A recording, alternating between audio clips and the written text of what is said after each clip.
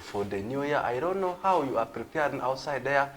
I am very sure everyone is preparing. It depends on how your resource envelope is. As you have said, it's a new week. So many things transpired over the week, over the weekend rather, and they still continue to happen. And each and every morning we always hear from Mondays to Fridays. I always join once in a while, but my colleague Faris is here to always give you the updates. Now Benson, looking at the weekend, we had a number of activities happening. And if you look at this week, we are also likely to have a number of activities aligned, given the fact that Arua District will be celebrating the 16 days of activism, and I will be also opening a discussion later on, and I hope this discussion also will be achieved, because if you look at the 16 days of activism, you realize that a lot is really happening, and a lot more needs to be done. Because if you look at the statistics, right at the region and at the city level, you realize that the statistics are worrying. That is in terms of numbers of domestic violence cases, child neglect, and other issues in relation to gender-based violence. You realize they are really overwhelming. And over the weekend, really, Benson, we had a number of activities. Really, as we start this week, you realize that there's really a lot more that we need to do. And if you look at issues of accidents, this is when we start witnessing a number of them. And now government has issued guidelines. I will be also touching that a little. But I really want to trace myself to the Western Quality Brand Awards, which we had also on Saturday.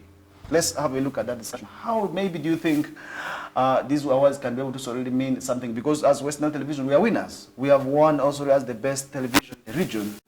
And that is only where we want to say we are winners, and want to also congratulate ourselves, because it is not an easy thing to win awards. But we did see that happening, and many other entities also won as well. Exactly. So many. Is it good? Do you think these activities also will be having any impact? It's a milestone for every individual and for every entity that, of course, has gone to win the award. I think this is the third edition. And some of the entities and some of the individuals, they have been winning it back to back. Like I would say, the entities like Western Television, so many of them, they have always been there winning it back to back. What does it mean for the entities and also for the individuals? It's a milestone for them, because there are so many entities outside there, individuals, there are so many of them who are yearning for the awards. But each and every season, if you are appearing for it, interestingly, it always comes towards the end of the year.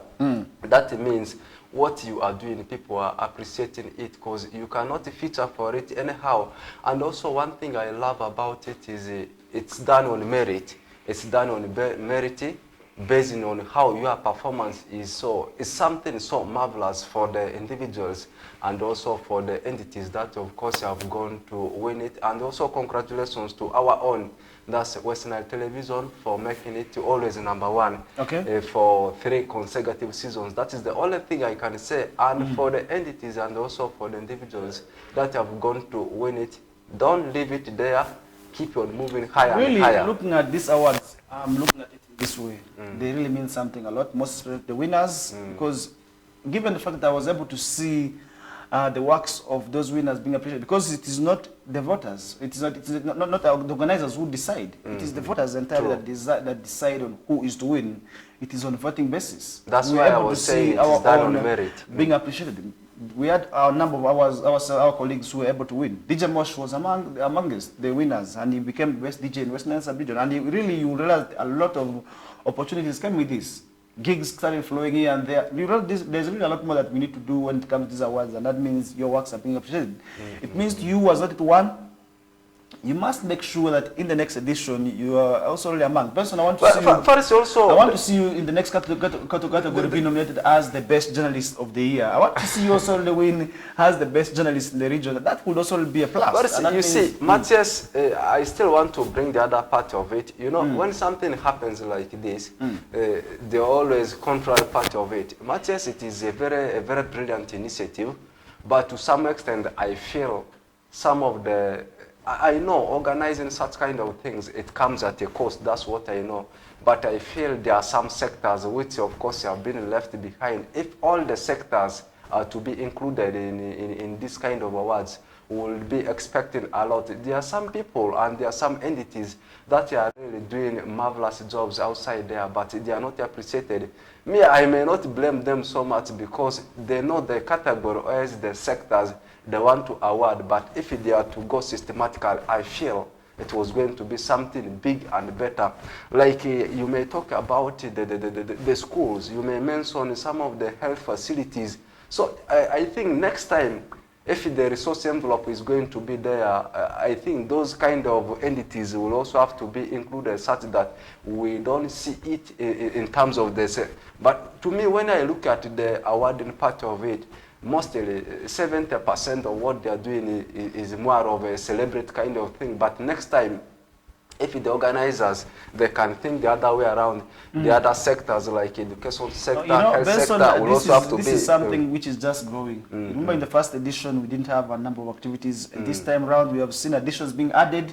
The best comedian category, of course, we had Zigzag and One Pato emerging as the best. We had the best MC. All these are new developments. That's why I was saying 70% of it is concentrating on the celebrate kind of it. What about the businesses? We had businesses like corporate bodies like MTN Winning. You realize the best telecom communication company won. So I think it is something more of that. And yeah, it has to. I think we also, it is something big. It is still growing, as you have said. Yes. I think we need the intervention of the other partners. I think next time if the government could also come in, it will be, we make it bigger than this one, it will be better. Surely we appreciate.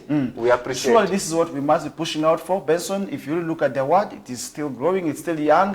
And it being at that level, then it means it is growing steadfast, because what comes out of it, sometimes it is directed back, and we're able to see this money that was raised during the awards directly being channeled towards the school fees of some vulnerable children from Ricky, which is really something good, and this is what we must be able to put. And I think it is also really very right for the corporate bodies to come up on board to also really support this organization, because if you look at the cause, the noble cause is to make sure that they reach out to the vulnerable community members. And if you look at the less, maybe what we call the less in the less privileged children, definitely there are quite many, and that means we must also be able to solely extend a hand to them, and that would also really make sure that in the next edition, these children who are brought on board will be able to get that is motivated.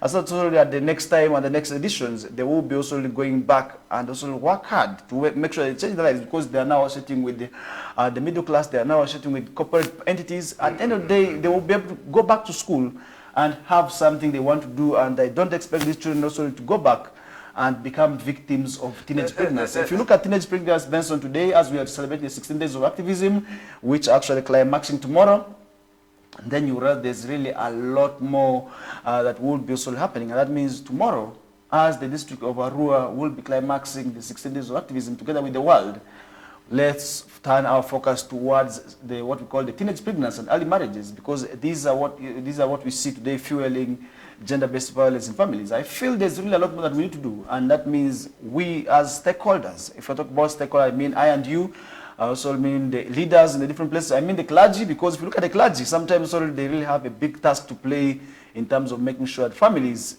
live in a harmonious way, because if they don't do that, then we're not going to be listening to them, because these are what we call the spiritual doctors. They are the clergy, because many people do not want to maybe listen to issues of God from other people like us. They expect to listen from the clergy, and that's why I call them the spiritual doctors. So I think it's sort of very much important for them to go back and also talk to the people about the benefits of living in a gender-based free society, because if they don't do that, then Benson, we are going to be seeing that also really not working out. Benson, now let's give a brief hint on the 16 days of activism, which started last month, and now they're climaxing tomorrow, on the 10th of December. Yeah, what do you think about it? Do you think the strategy is working out? Because last year, the numbers were a bit few. This time around, we have seen the numbers going up. Do you think the 16 days of activism will be able to have an impact that is on the side? It's a very big day. I think we are all driving forward to see how this day can be able to curb the situation, more especially gender-based violence. And you mentioned something, you highlighted something about the high rate of teenage pregnancy. And statistically, recently, I have to start by appreciating that Ajuman district in West Nile region, because statistics have indicated that Ajuman district right now, they are having the least number of teenage pregnancies. Teenage pregnancy, I should say. Why is it like that? What can the other districts do, and also our city, the mother city, that's Arua city, do, the whole of Greater Arua, and the Teregu district seems to be leading in that. Not even saving, but they are the district leading when it comes to teenage pregnancy. why I am appreciating Ajuman district is because of the brilliant job they have done to see that they cap the situation in their district. And what game did they play? Which tricks are they playing right now? Can't the other districts borrow it from them, the tactics from them, to see that they also cap the situation of teenage pregnancy from their areas? I think this is one thing the other districts will also have to look into, to see that they all live in the same level with the Ajuman district. Also, talking about the issue of gender-based violence, I think this is the period, because normally when festive season approaches like this, you see the rate is very high. And also I see it very common when children are about to report to school. You see their challenges here and there. Sometimes the kids colliding with the parents. You see the father having... Do you know why that happens, Benson? Because during this period, women expect new clothes, and yet the men are not having the monies. Men are stressed. And the women also really expect new clothes for the children as well, who expect to eat meat. That means, as a family head, this time you must make sure you plan for it right. And that's why when this period comes and you're not prepared, such issues are going to be happening, because women love, families in most cases love comparison. Why it happens? If neighbor A has received new clothes towards this period, your monosol as well is going to be expecting. So that means let's also really plan for these days ahead. Because if you don't do so, then that's when we are going to be having challenges in our families. What do you think about that? Sometimes you plan, but your budget might not be enough. Sometimes. So what should families do? Sometimes. So what do you want to tell families as we summarize the discussion? Because First of all, before I tell to the family members outside there to see what to do in order to curb the situation, first of all, you see sometimes they come up with the abnormal budgets. They sometimes come up with uncalled for budgets. You need to sit down as a family. Understand yourselves. Understand yourselves. The father has to be the other side. The mother has to be the other side. You bring the children on board. You communicate. You communicate amidst to yourselves. The situation is like this. This is what I can be able to provide. The school is very soon coming on the way. Let's budget it this way. Not the parent only. Not the parents sitting alone. You leave the children aside, or else the children are discussing with the mother. Not like that. Come together. January is not far, and if you look at the 2025 academic year calendar, it's already out. What Benson is simply saying is that let's understand each other in our families. If at all, maybe we don't have money for buying chicken, at least if we eat the meat, then let's be thankful. And if you don't also receive new clothes, we can still wash the other ones. Let the man buy soap and wash them. And all in all, it is just maybe 2 or 3 days, and they will come and go. But the children will have to return back to school, and that's what exactly Benson is saying. And Benson, we are going to be taking a short commercial break. When we bounce back, we shall be continuing with the discussions from there. Stay tuned.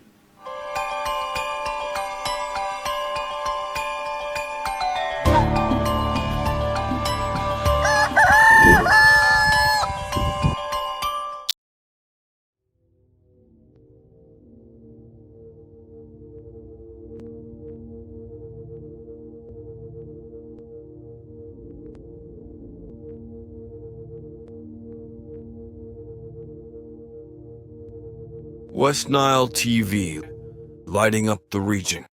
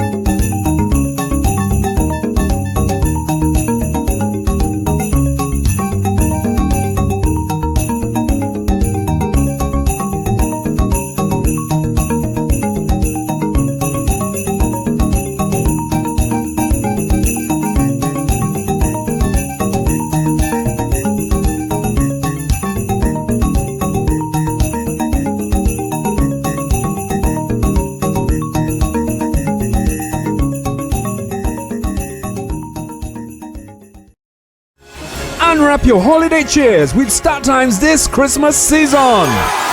Starting the 15th of November, simply pay your monthly subscription for the next bouquet and automatically enjoy content on the next higher bouquet, plus a chance to win exciting prizes. Your gift box contains variety of local entertainment and fresh shows, exciting cartoon and fun kids entertainment, mega superstars, local and international, a memorable trip to Spain to watch a La Liga match. And that's not all. Lots of prizes to be won, including ZTE Nubia smartphones with free 15 GB Airtel data. StarTimes gift that keeps on giving. Merry Christmas. This message is powered by ZTE Nubia. Better for all.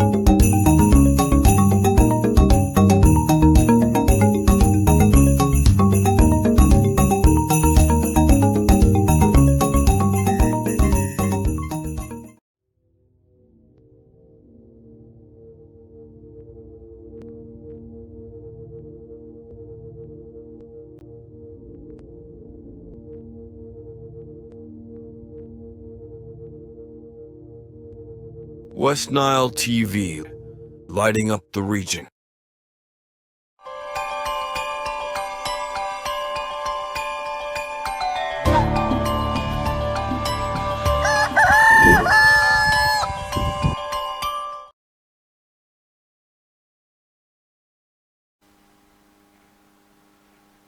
Alright, welcome back from the short commercial break. We are back. My name is Faresh Majid. I'm still with Oracle Benson Pastore, and our final destination remains 9 o'clock. In case you are just joining us right now, you most welcome aboard. And this is the KOKOLIRIKO live show that happens your ways every Mondays to Fridays with me, Faresh Majid, your host. And we do this every Mondays to Fridays, right from 7 o'clock to 9 o'clock. And today I'm being joined by Oracle Benson Pastore, as we are going to be discussing this with him up to 9 o'clock. Benson, as we are getting closer to the festive season, government has already issued, that is also strict guidelines, that is for motorists and other road users ahead of the festive season, and this is really something which I feel is very much good. And if you look at the directive that has been given by the Ministry of Works and Transport, and that is through the Director of Traffic and Road Safety, we have seen also the new guidelines being issued for motorists and other road users as the country is heading, that is for the festive season. Now these guidelines are intended to also limit the number of road crashes, and if you look at also really some of these activities, Benson, you will be knowing that during the festive season we tend to witness a number of accidents. I don't know why so, but I really feel sometimes it is because people want to hurry to go to their various places, and that's how at the end of the day we see them rushing. And I really feel these guidelines are very much good and welcome at this time. Don't you think so? And if you look at among also them that we have been also among the guidelines that have been issued, motorists have been advised to also plan their journeys ahead. And if you look at all this is where we see issues, because somebody has not planned for the journey and the person just gets on the road and wants to hurry, and that's why it is very, very much. And then issues of avoiding drink driving. During this period, some people have their monies because they have been saving from January up to November. They feel this is the time they need to eat their money. Now, the others also intend to also eat it through drinking, and these are some of the issues that have been causing accidents. Then among also other issues that have been also issued to them is of avoiding overspeeding, which is really another issue that we feel must also be undertaken. Now in a rural city, Benson, a total of 100 border riders received training by one of the by one of the non-governmental organizations in the region, which trained them, and this is also ahead of this period. And I feel, Benson, as we are getting towards this period, this time round, we do not want to witness a number of accidents. What should be done, and how can we achieve maybe this. First of all, if we discuss about the issue of accidents during festive season, as I speak right now, it has already it has started happening. You know, festive season comes up with its own issues. Others are advantageous, others are disadvantageous. It depends on how people conduct themselves. Like the issue of accidents. Talking about the other issue of border borders having receiving training. First, I don't know if you have been observing this one. Me, I will say this one open on air. Of late, our border borders, they are not following the rules and the regulations. First of all, now you're talking about rules. Do they even understand them? Because I was able to interact with the border rider and asked him, Benson, what does that sign mean? The person was not able to explain to me. It means many of them are not understanding the road using signs. Could that be a factor? Let me start by the simplest thing. Do you know that most of the border borders, they don't like, do they call it a reflector jackets? Do they call it like that? Most of them, they don't like it, more special use. And yet, that is something that identifies, that's the identity for border borders. The worst part of it comes this way. Someone buys a motorcycle newly, will remove the brake light, the side mirrors are removed, to the extent of also removing the side box. I don't know why it is happening like that. You know, Benson, you're even talking about the side box, speed meter. What about the side mirrors? I was able to interact with the border rider and I asked, why do you remove the side mirrors off? That those are for all the border riders. And then I was able to ask myself, what is the difference maybe between the young border riders and the mature border riders? So I think there's need for this people to also have mindset change. That means we must also be able to tell them that these side mirrors are not for design. Because someone was able to give me a reason that my door of the house is very small. It cannot allow maybe the border to enter with the side mirror. You find that the reason is not enough.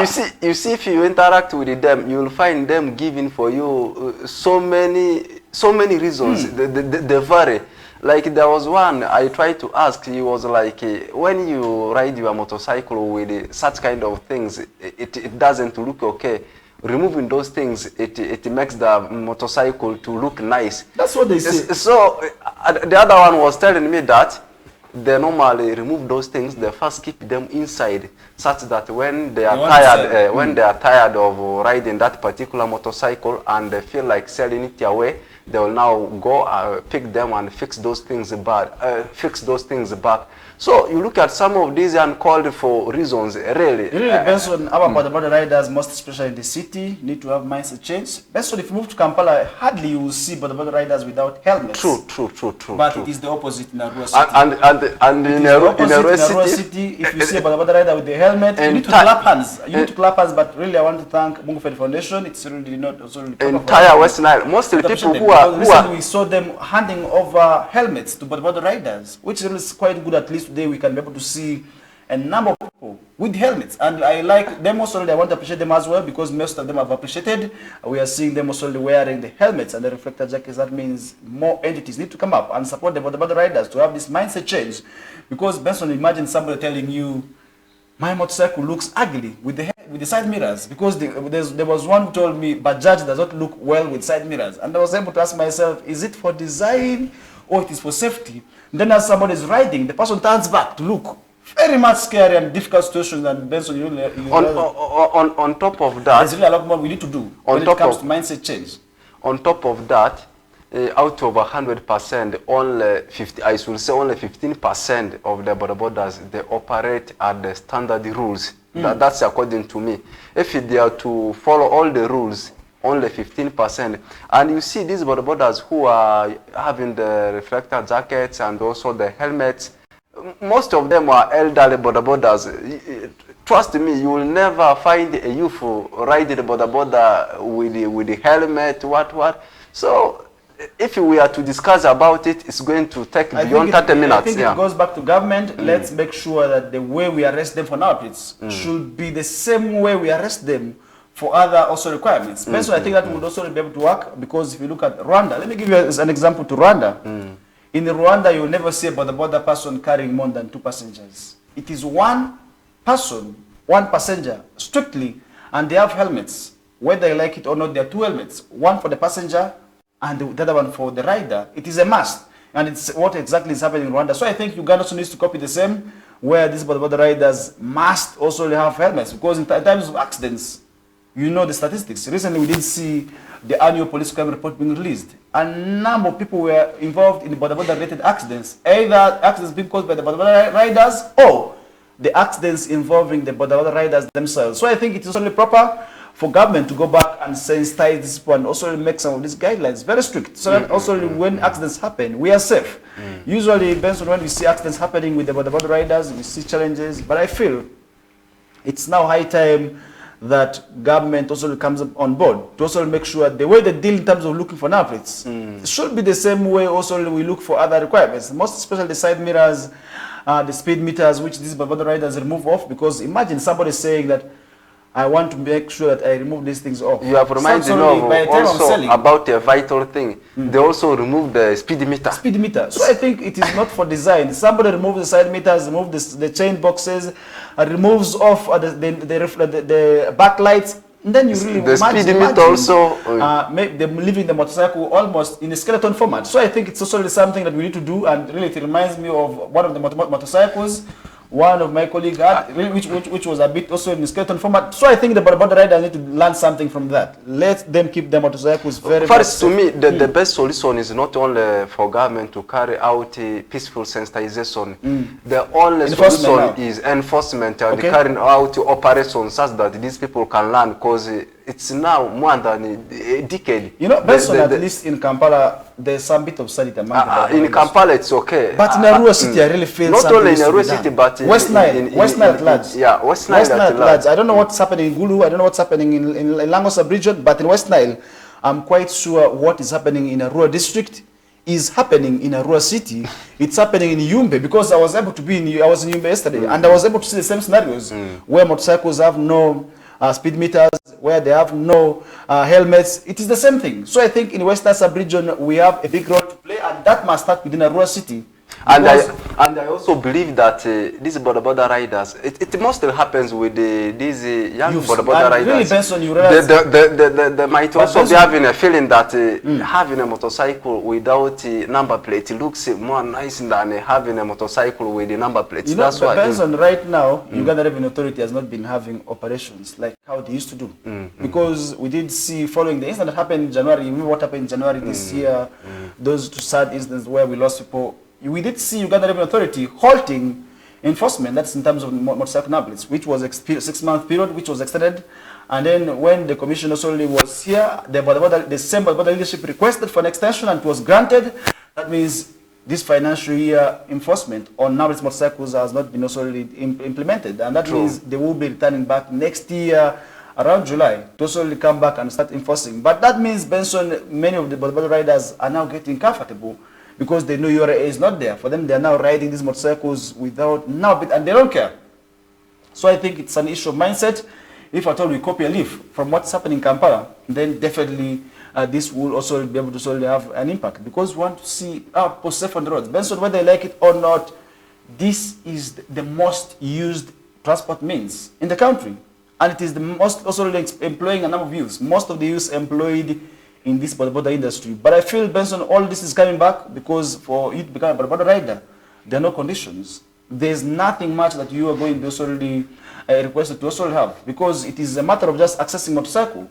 Tomorrow, if I say I want to become a boda rider, I'll just go and look for motorcycle, either on percentage. Even if you don't have a stage yet, you can operate from home. You can operate mobile. You start riding on the roads, and definitely people still stop you and board you. And that means there's really a lot more that we need to do when it comes to also regulating this industry. This industry in West Nile sub-region, I love what they're doing. The leadership is trying to organize themselves. But I feel there's a lot more. But is it an organized industry according to the industry is partly, to me it is not an organized industry. It is partly organized in Arua City, because we have seen structures. If you want to see how they organize, look at the TNS, which is the I know. Look at the TNS. If somebody moves at night, you realize the industry is getting organized. But I think it is only organized at night. It's organized, very organized at night. These riders of night are doing well, but the ones of day, where we have Raksas, remember Raksas are part of the boda industry. These ones who ride tukutuku, they are part of the industry, and these are the most disorganized, I would say. First of all, the causes of accident. Benson, if you look at the tukutuku riders, the Raksas, most of them are young people. Most of them do not have licenses. It means people are not also really getting licenses before they come on the road. I don't know how many boda riders you know of that have the license. In my entire life, I've not come across a boda rider. Even leave aside the issue I've of never license. come across a boda rider who owns a riding license. First of all, the biggest association in the city is Arua City Boda Association. First of all, we have so many bodas here. How many of them are in that association? You may find that only 20 or 30%, but the rest are just operating like grasshoppers. You see, grasshopper, once they are tired here, they save the other side. So, yeah, I speak open. Something bad we speak, something good we speak. So I think there's need for regulations. I love what the leadership said, that they are going to organize themselves. And they really want to see that possible. And I remember Benson, they were trying to sort of head into elections to vote for the new leaders. I want to wish those people who are eyeing for this position the very best, so that also they come to these offices and we expect change. We really want to see this industry being organized. And if you look at Benson, the boda riders, it's not only those that are riding Bajaj. The Raksas are in there, the Tukutukus are all there. So I think it is also really proper for us to be looking at the boda industry in that way. Benson, I've had scenarios where I wonder if these guys who ride Raksas really qualify to be on these roads.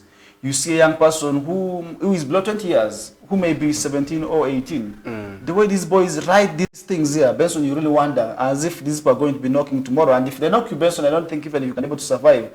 Or else if you survive, if your legs will survive. Because Benson, sometimes these boys ride very, very much. But I've not seen many of these ladies who ride the Raksas. I've seen one who is working with the company, but she's not working as a boda.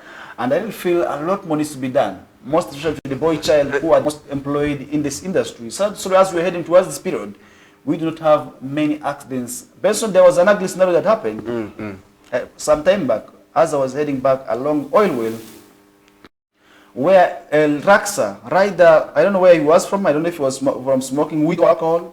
The way this boy was riding was really terrible. As he reached Oil Well, you know that spot also with these challenges. Most of those boys who don't listen. This is another area where I don't know what is happening with the road city leaders. Many times we have talked about this, but the city leaders tend to close an eye about these boys. But that is also another area which we feel must be also addressed. But that's another story for that day. But this boy was riding towards Go Down Road. The speed was really terrible. And this boy tried to knock some people. So as he tried to knock some people, one of the ladies accidentally picked a stone and pelted at him. Do you know what happened? This boy went and turned the Raksa, and the speed at which this boy returned this towards this woman, if this woman didn't jump, it would be another story for another day. I don't think that lady was going to survive, because this boy went and first turned and then came back at the speed which I feel was really not right. So I think it was really proper for us to be... Just in maybe 10 seconds, the problem is these young boys who are riding, they even driving, I should say, they are driving a Raksa. They are not sensitized, they are not even trained. You start like a Boloka, and you just learn from how the driver is operating. The following day you can say, let me try. You become a driver of yours. So I've seen it several times, but as you have said, it's a story for another day. Benson, there are so really, many things to discuss. This issue of oil, that road has been decongested. Looking at the road, the Rhino Camp Road, right away from the junction, the roundabout, let's look at it up to like a raw primary. This road has been congested. This road has become small, literally. Why? People have entered now on the road. The vehicles that are parking there, we have about riders that are having stages that are there. And I do understand these people are working in the north of the city. The city authority is quite aware of what's happening at Oil Well. The city authority is quite aware of what's happening along Concord. People are parking there. People are doing all sorts of activities in there, but really it is very much risky. It is one of the busiest... and now with the parking yard which is there, some of these boys land vehicles there. Benson, I've had ugly scenarios with these boys. I've had regrettable moments. These are our brothers. I cannot deny. These are our brothers who are into this business. But where we have reached, I don't think as a city it should be happening. Because I want to compare Rural City with Kampala. Because I've not had any experience of the other cities. But at least of Kampala, I've had this experience. But really there's a lot more that needs to be done along the street. Well, first, it is true. That's a very big observation.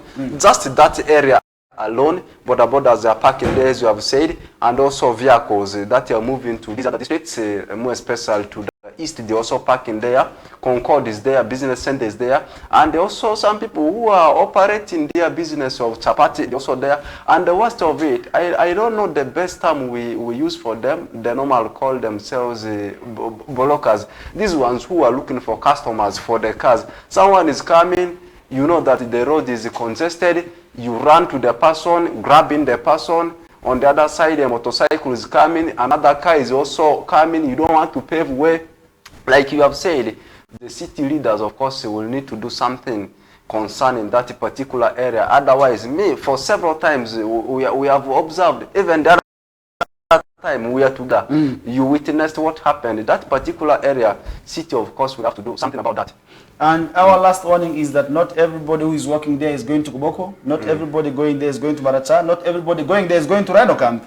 Some of us stop in our primary. So it's a quite a reminder to our brothers there to stop grabbing, because really it's an ugly scenario which we feel must also really be able to also really, we're not also really condemning them, we're not also really attacking them, but we are just telling them that let's also really up our game, because really based on that area is another issue of another day. Someone is a person you find they have already taken your bag. Where are you going? We need to have another day also to talk about this, because we need to also bring the city leaders here and ask them why is this happening in their know, and that means what have they done. But sometimes we hear stories that the city leaders also really pick money from them, and that's why they have men there.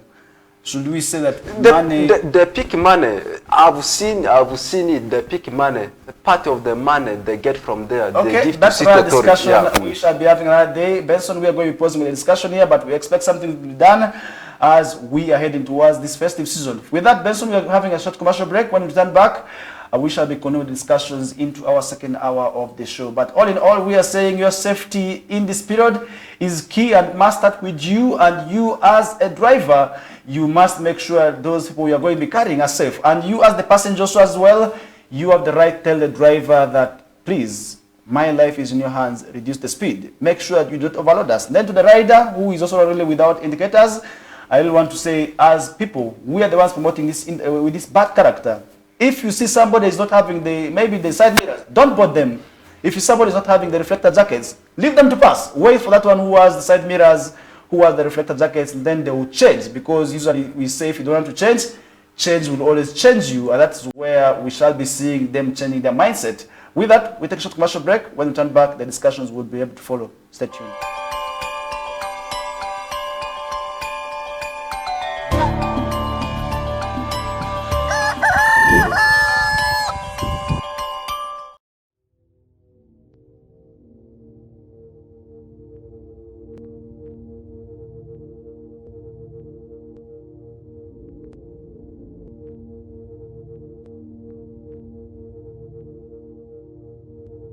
West Nile TV, lighting up the region.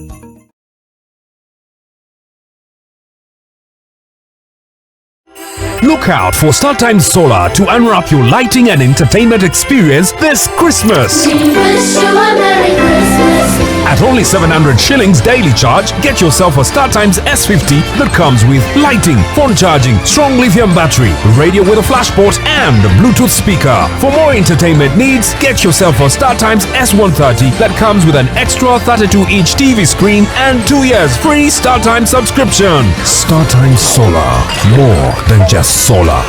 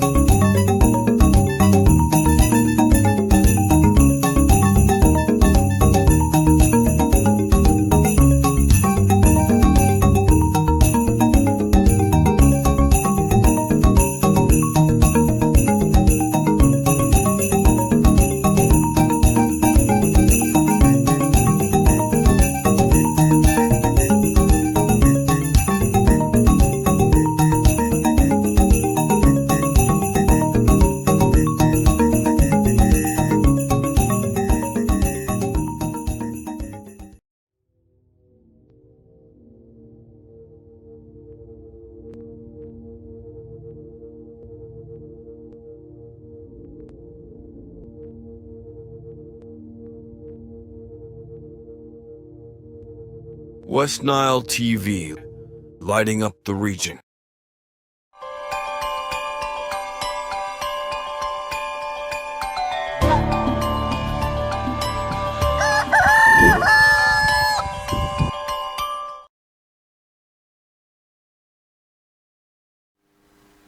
All right, welcome back from the short commercial break. We are 5 minutes after 8 o'clock, which is our second hour of the show. My name is Farish Majid, and I happen not to be alone. I'm still with Oracle Benson Pastore. We are going to be discussing up to 9 o'clock. And earlier on, we were talking about the issues of road safety ahead of the festive season. And then Benson, I want to also bring you back and now talking about the status of our roads. Yesterday, I was in Yumbe. The road is being worked upon. That means we are seeing the road not being very much badly off. The road is a bit good, and I was able to see it very much smooth, and we were able to drive on it. Let's look at it also in other aspects, and maybe in other areas. Now, if you say the road has been worked on, people may start thinking the other way around. Has it been marammed already? It is not the maram, but yeah, we didn't see. Actually, I was going to tell to the viewers, because frequently I also got that side. From bad state, it has been now. At least it is now fair. And also, first, I think it's not only in Yumbe district. I should say the entire region of West Nile. And recently, there was a cluster meeting in Yumbe organized by Yumbe Regional Referral Hospital with some of the partners, including government officials, more especially the security officers and also the RDCs, and discussed a lot about the state of the road of Madiokolo. You see, most of the people from Madiokolo, when it comes to referrals, they always refer their patients that side of Yumbe Regional Referral Hospital. And one key point they emphasized was the issue of maternal mortality rate, which has become very high. And they have attributed this one because of the conditions of the poor conditions, or as poor states of the roads, more especially the road that provides that linkage Yumbe with Madiokolo. Actually, they are calling for support, urging in fact the government to see that they actually renovate the road, because when the state of the road is... Benson, this road of Madiokolo has always been a challenge. Let's look at it right away from Arua connecting to Rhino Camp. The road has always been a problem, most especially around some spot called Lukuma. We have had accidents happening in there, and that has always been a challenge. Then what about from also the city to the headquarters? That road has also not been well, and that means that road, which is also an easier route backwards, needs to be worked upon. Many of the times we have seen people talking about it. Even the government has at one time also talked about it. And this is where we did see the president also at one time hinting on working on this road. But up now, we have not been seeing also this road worked upon. Because if you look at the road that connects, that is Madiokolo from Arua city to Madiokolo and then connects to Pakwats. It is actually an easier road, other than using this road that connects via Nebi. It is a longer route. But this road that also connects through Ajay, it's a bit short. So I think this road, this issue has always been there, because if you look at that road, it connects via Pawor and connecting to Pakwats. That road has been in a deplorable state. I had an opportunity of traveling on this road during the rainy season. I was just imagining if we were traveling in some of these cars that today people call matchboxes, these small cars. I really want to see who would have gotten stuck there. But fortunately enough, we are traveling in a 4x4 and we are still facing challenges. So I think this road is indeed in a bad status that deserves to be worked upon. And if we tarmac this road, maybe if you worked, maybe put good maram. Even if you don't tarmac it, putting that first-class maram will also be a solution, because this is already a tourism road. Because if you look at the Ajay Game Reserve, it's under rehabilitation. We have seen people working on it. We have seen the animals being restored. Recently, we did see the people advocating for the restoration of the other species, because now we have seen the cobs being brought back. We have seen other species also as well being returned back, because this is in a phased manner. We are seeing government doing the restocking in a phased process. One by one, we are seeing the animals returning already to the facility. As the people who are already in there, who are settled in there, already being compensated as they are living, we are seeing this also going to becoming one of those tourism centers. So I think it's only very much good for us to prioritize working on this road, because it is going to be a tourism destination to many people, most especially those who cannot afford to move up to Mashon Falls. Because as people of West Nile sub-region, our nearest tourism, or what we call wild reserve, or wild national wild park, is actually Mashon Falls. Yet we would have a Ajay Game Reserve here. Instead of schools moving up to Mashon Falls National Park, they will be moving just simply to a Ajay Game Reserve, and that would also do quite well. And we have seen it happening, and we have seen schools already embracing this, most especially for the lower classes. So I think it's also proper for us to prioritize working on this road.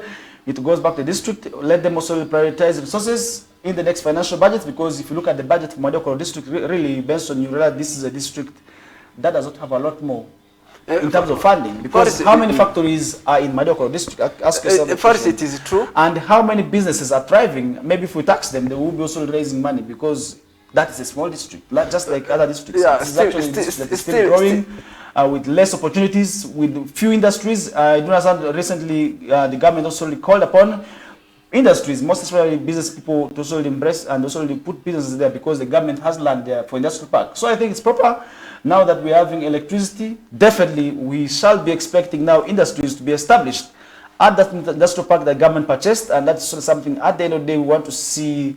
Maybe the district's expenditure revenue also increasing, because as per now they don't have many industries, they don't have many also opportunities from which they can be able to milk taxes which may be channeled towards working on this road. So I think it's also proper for government also to work on that. It also goes back to leaders at national level. We did see that happening, and I did see leaders of West Nile sub-region recently joining hands during the Gulu sitting. They actually talked about this road. This is another road that we did see members of parliament from West Nile sub-region joining hands and sitting together to also advocate for. So I think it's proper for them to also continuously demand for this, so that at the end of the day, government will also be able to work on this road. Personally, if you look at Madiokolo, it is actually one of those roads that is nearing actually sub-region.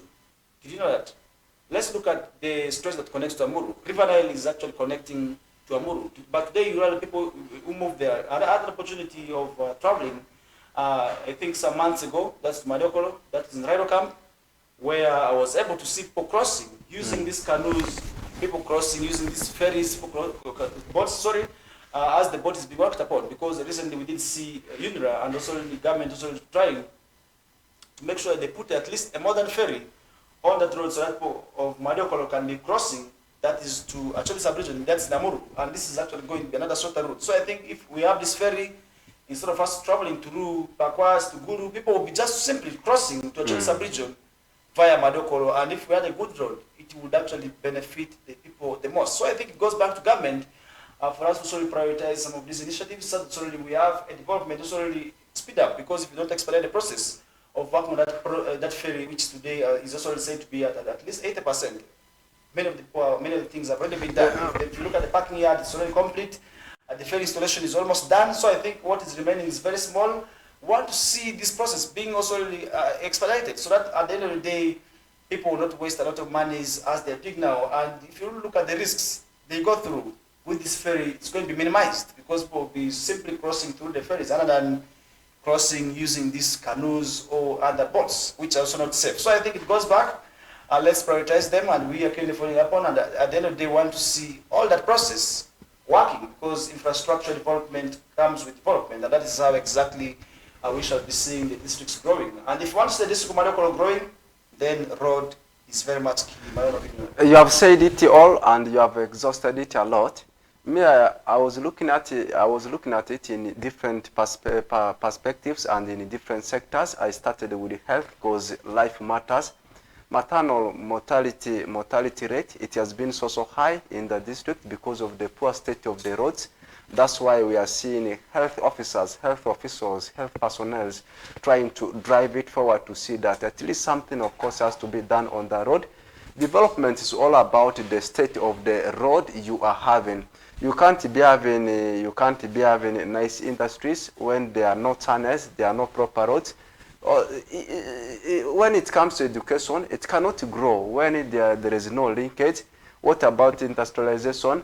Otherwise, in summary, what I want to say is road is actually pivot for everything, because I don't think without having a good state of road, you can be able to grow. You know, Benson, usually I want to agree with you, road fuels development. Road, because if you look at road, everything passes on road. And if you look at road transport, this is the most used means of transport for Africa. Many of the African countries depend on road transport. We are dependent on road transport other ways, because based on how many people have boarded aeroplane in this country, and how many do you know that have also boarded aeroplane? Ask yourself that simple question. How many relatives, maybe, let's take it that way, how many relatives of yours do you know that have ever stepped on an aeroplane? That tells us how many are not also using that. Then train. How many of them have boarded train? Ask yourself that. Then how many of them have traveled by water? Then you get to realize that indeed road transport is now, the most used. one thing I fail to understand is it seems government, me I'm part of government, the leaders are the representatives of government. You are the government, I'm the government, because we are the ones paying the taxes. It seems government, we the government, we value industrialization, those other things more than the human life, because I've seen in most of the parts of the country, when there are no industries established maybe in a particular area, you can't see a proper road. But government doesn't value the lives of people so much, unless there is something big, maybe industrial park. That's when you will see, yeah, government has maybe. You know, sometimes this all goes back to resources. Government may not be everywhere, because if you look at funding, sometimes government also may be handicapped. But today we are having also a lot of developments coming, most especially through these loans. I think if we also channel them towards the road sector, then that will be quite well. Recently, in Arua City, we had a challenge with the bridge, which is of Osu. The community members were able to complain about that. And the district city leaders also came out and clearly told them that there's no money.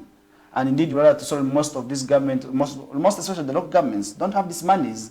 And that's why they will be able to depend on monies that also come in form of loans. For instance, the USMID for these municipalities and cities, they are blessed to have the USMID funds. And then other districts only have the monies that come from the World Bank. So I think it's proper for them to solely prioritize the road sector, because without the road sector, then development is going to be stopped. But to me, I've seen but this we are one. moving towards that, because if we have this road based on the coming years, people will be coming from Terego, people will be coming from Mariokolo to work in Arua City, because we are not seeing from Maracha. Today we have people who live in Maracha. Not only, but they're working around city just because of the road. Not only the issue of the road, I've seen in so many areas of the country when there is maybe something established in a particular area and government is getting revenue out of it, you will see that that area is much developed than the other areas, leaving aside the lives of the people. So that's the reason as to why I was saying that sometimes we value infrastructural development more than human life. But to me, human life plays a bigger role than having that infrastructural development, because I believe that thing has been established and it is working very well. It's in a pole position because of human life. You move around, you look at the places where at least there is an establishment where government is getting revenue, you will at least see that those areas are somehow okay. But you look at the other areas whereby you may see that the population is density and people are very many in the area, and people really expect a lot in terms of different services. Sometimes government becomes reluctant, forgets about those areas and forgets about the whole population. Okay, Benson, we have talked very much about that, and now still looking at infrastructure. Mulago expands the accident emergency units amid high road crashes. I don't know, we're talking about road safety. That means Mulago National Referral Hospital is actually getting ready for all this. For those who don't have ears, maybe for those who are going to be having challenges, because sometimes, Benson, you get involved in accidents just simply because somebody else was not minding of how to also maybe use their machines, and that's how they end up knocking you, which is also something very, very much bad. Another executive director of Mulago Hospital, that is Dr. Rose Bianyima, has said the bed capacity of the facility's accident and emergency unit has been doubled.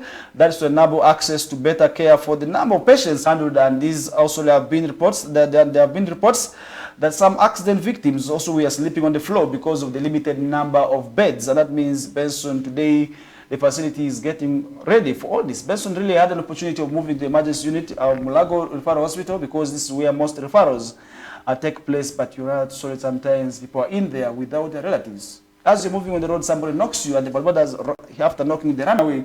After the vehicle sometimes knocking you, they just take you and drop you there.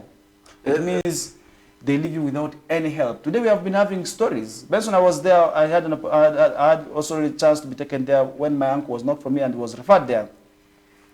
But you know, also that facility had issues, most especially the casualty ward, or what we call the emergency handling facility. It had issues. Definitely, bodaboda riders are brought in there. People are knocked, because in Kampala on daily we have stories of bodaboda riders being knocked. But sometimes people are brought there without their relatives.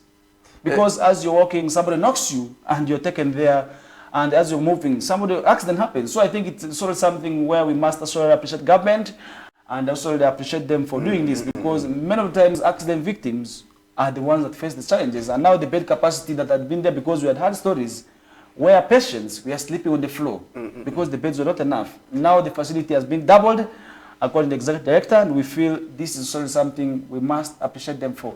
So because at any time, Benson, we are all walking on the roads. Yeah, true. To us. Exactly, the extension is the expansion is a milestone for all the Ugandans. It's a national referral hospital, because in the other parts of the country, once the worst comes to worst, you always take on that side. So to me, I will say it's a very big thing. But me, what I know is there are some parts of our body which cannot be replaced. I think one of it is, if I may drive my mind quickly, is the eye. Can they be able to replace your eye and it works as usual? But what we are trying to say is, we are trying to explain this one to someone who might be understanding it in a different way. Like someone maybe, when they say that there is this facility whereby they can be able to replace body parts, someone might be thinking the other way around. There are some parts of the body which can be replaced, but there are some parts of the body which of course can't be replaced. I was giving an example. This goes back to all the road users. That means every part on your body is very much important. So as we're heading towards the festive season, what Benson is trying to say is that let's be mindful. Let's get to know that indeed our life is precious, because it is once any part of your body, if at all you also really lose it in an accident format, or maybe out of negligence, you will live to regret it for the rest of your life, because everything is important, even your finger. is quite important. That means let's be vigilant, let's be cautious enough as we on these roads. Let's also remind of the road users as well, most especially those who are blessed to have an opportunity of riding or driving the machines, be it as a motorcycle rider or a driver. Let's also remind of the other road users, most especially the pedestrians who are going to be moving also on these roads, because if you look at all this, the children are now back home. The children are most also really risky to this accident. And that is where we did see. One thing I also have to add about that is it goes to people who are very deep in the villages. They may not know about these things. I think this one now goes into the hands of the VHTs, into the hands of the health officers who operate in those deep areas. Okay. It has to be their role to disseminate the information. Okay, even the local council one chairpersons, because within this period, we are going to be seeing people who had not reached the city for the last 5 years. They have been saving their money from January up to December.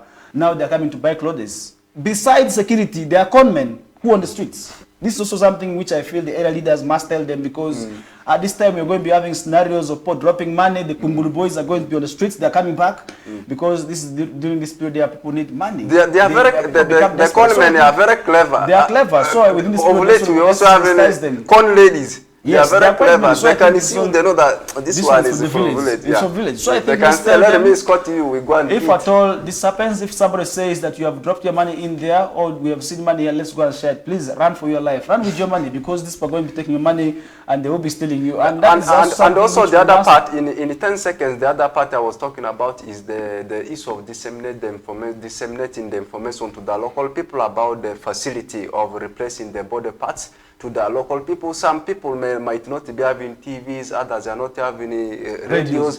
To the local leaders, VHTs, and also local health personnel, be able to disseminate this information to the local people. Tell them that there is a facilities of this kind which works like this. In case of anything, this is what they do. That's actually what I was trying to say. Okay, Benson, as we now get some other discussion, let's also really tell them people to be mindful. Most especially those who are going to be coming to the city for the very first time, they are conmen who are on the streets waiting to dupe you, who are waiting to also grab that money you have been working for right from January up this period, because they are going to be studying you. They will know this one is a Katala, this one is maybe an Anyara, this is maybe somebody who is just coming to the city for the very first time. They will be able to spot you, and that is how they will be taking your money. So it is also really something as a reminder.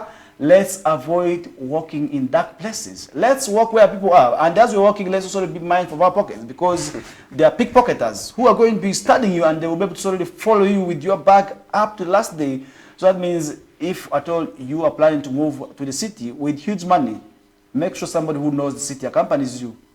Make sure you bring them on board, so that also you do not also lose that money you have been working for, saving it right from also really January up this period of time, because sometimes people work through hard times.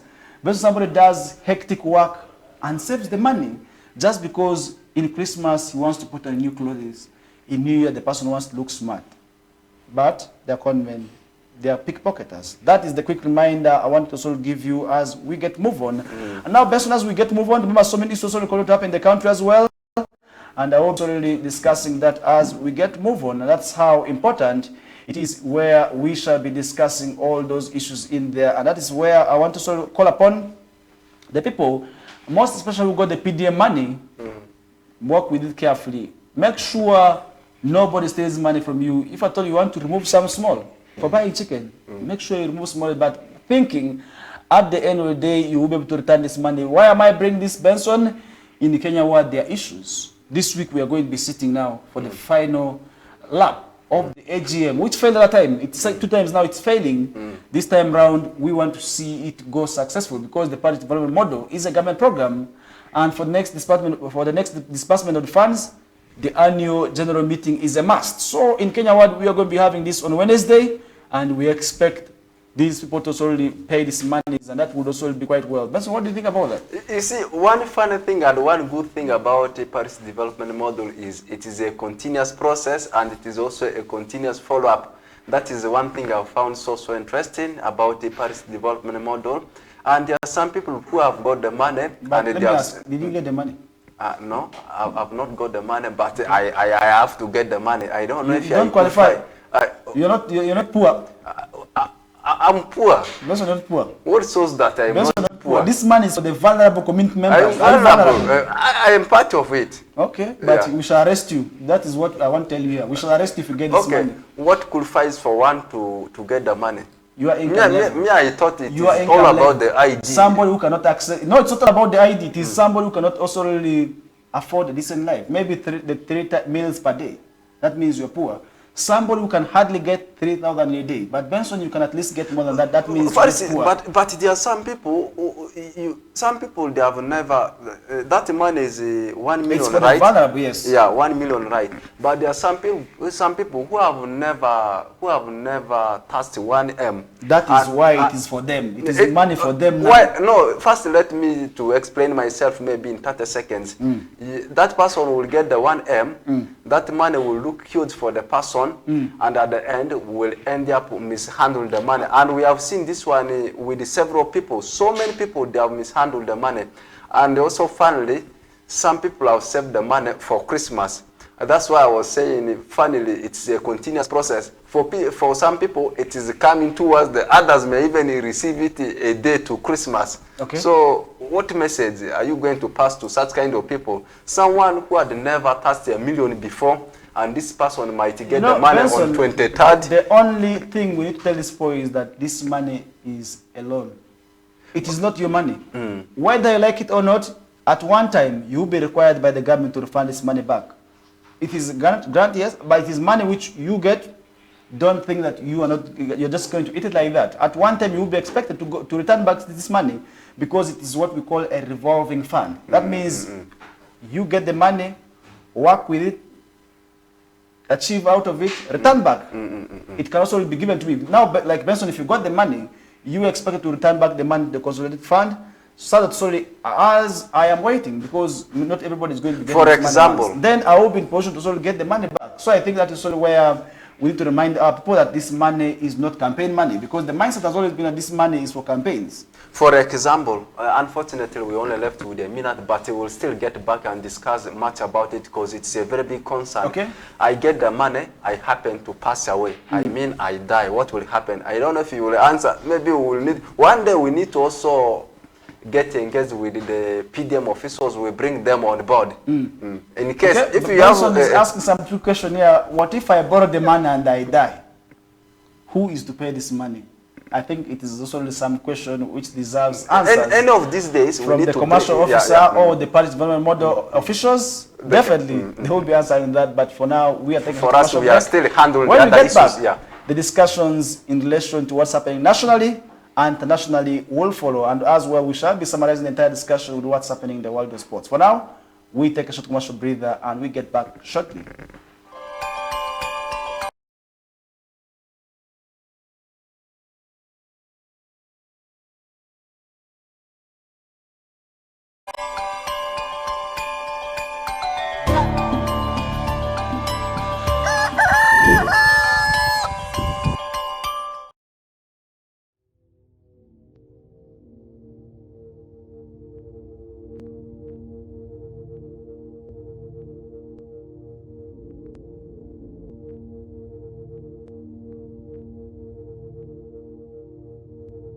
West Nile TV, lighting up the region. Look out for StarTimes Solar to unwrap your lighting and entertainment experience this Christmas. At only 700 shillings daily charge, get yourself a StarTimes S50 that comes with lighting, phone charging, strong lithium battery, radio with a flash port and a Bluetooth speaker. For more entertainment needs, get yourself a StarTimes S130 that comes with an extra 32-inch TV screen and 2 years free StarTimes subscription. StarTimes Solar, more than just solar.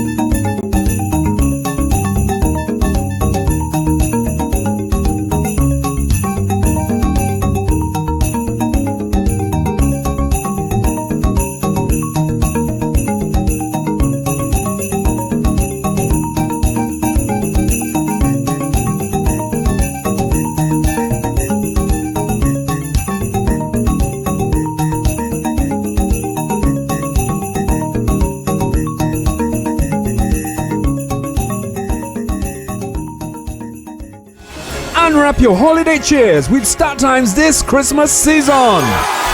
Starting the 15th of November, simply pay your monthly subscription for the next bouquet and automatically enjoy content on the next higher bouquet, plus a chance to win exciting prizes. Your gift box contains variety of local entertainment and fresh shows, exciting cartoon and fun kids entertainment, mega superstars, local and international, a memorable trip to Spain to watch a La Liga match.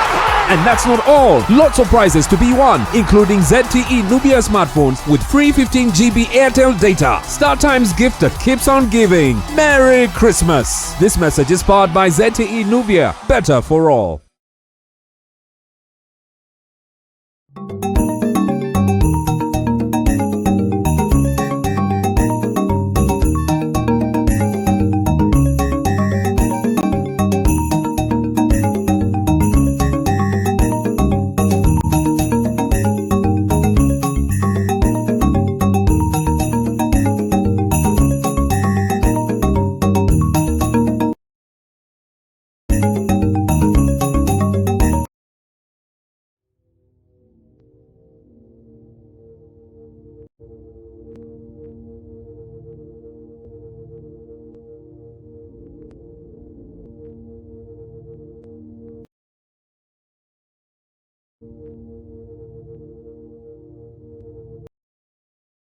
West Nile TV, lighting up the region.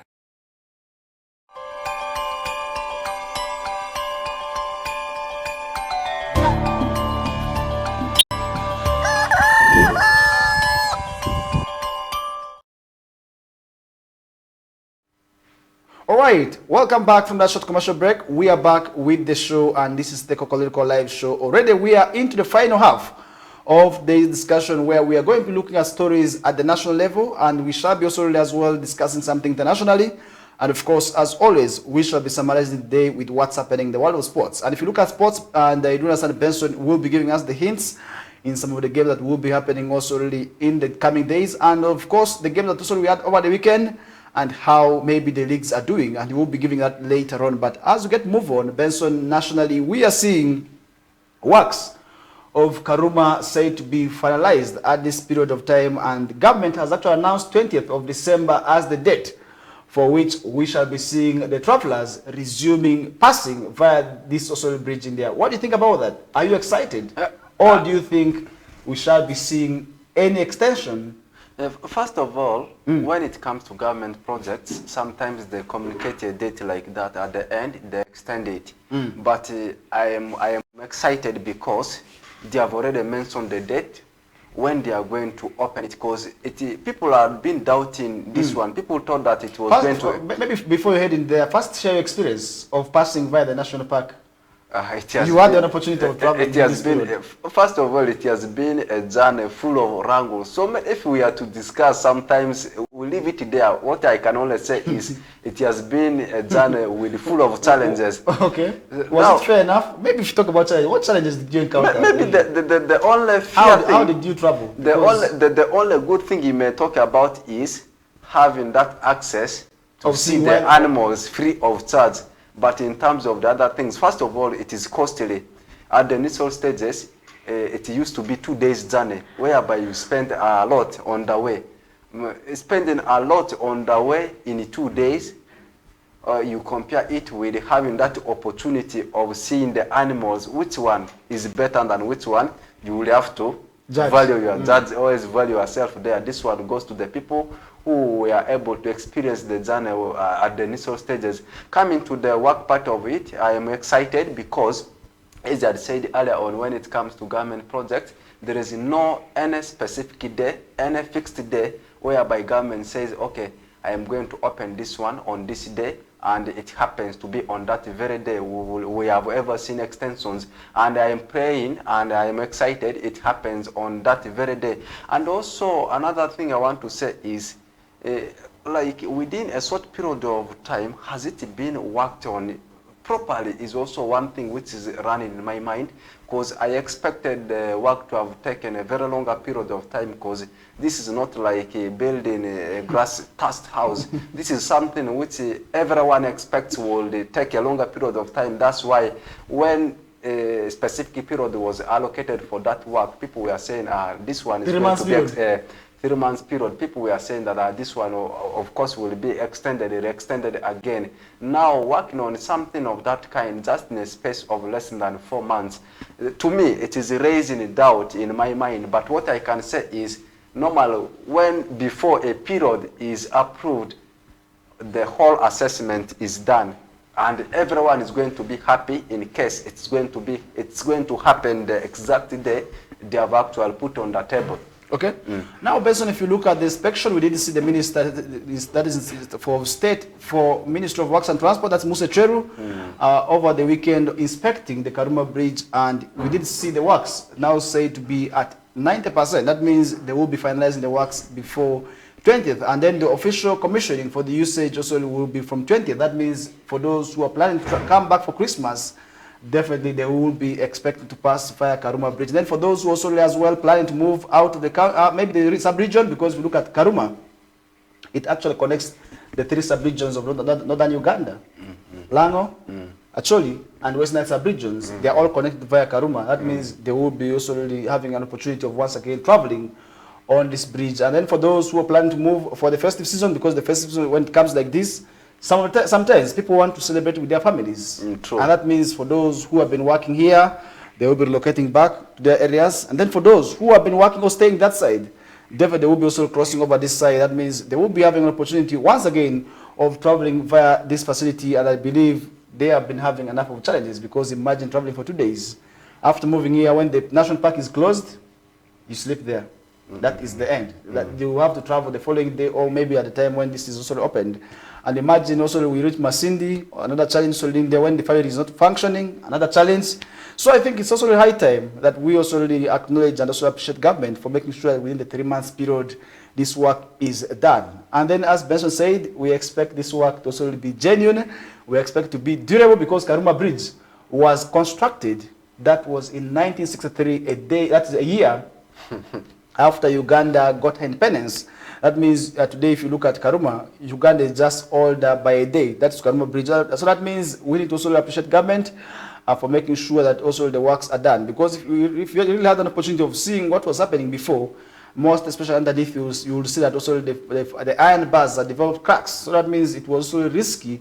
That means government needed to also have an opportunity of rehabilitating. The normal government has plans, better plans of also relocating this bridge, and also putting up a structure just like that of Karuma, because this is what many people have been advocating for.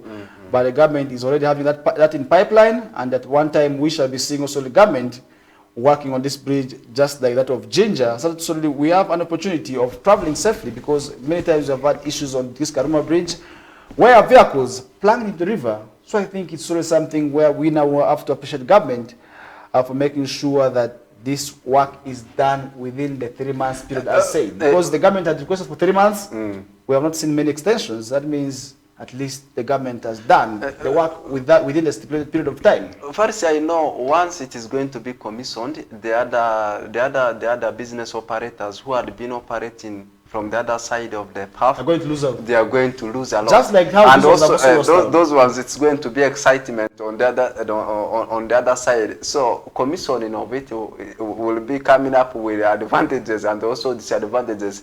But me, I am not focusing on the disadvantage part of it, but we are actually focusing on it. We need to go back to our usual route. That's what everyone is yearning for. Okay, the project was estimated also to have cost 11 billion, includes removing the concrete deck. That is what we did see.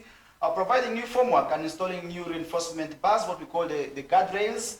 And this is also something which we did see being worked upon. And we expect these guardrails now to be stronger, because we have had scenarios where Benson vehicles, after losing control on this bridge, they plunge in the river, they plunge in the waterfalls. And after that, we don't see them being retrieved. The bodies even themselves are not being retrieved.